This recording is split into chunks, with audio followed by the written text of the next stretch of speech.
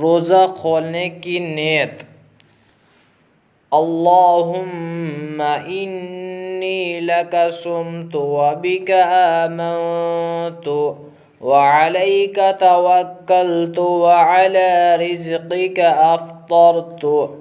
اللہم انی لک صمت وبک آمنت وعلیک توکلت وعلی رزقک افطرت۔ ترجمہ: الہی میں نے تیرے لیے روزہ رکھا اور تجھ پر ایمان لایا اور تجھ پر بھروسہ رکھا اور تیرے رزق پر افطار کیا۔ الہی میں نے تیرے لیے روزہ رکھا اور تجھ پر ایمان لایا اور تجھ پر بھروسہ رکھا اور تیرے رزق پر افطار کیا۔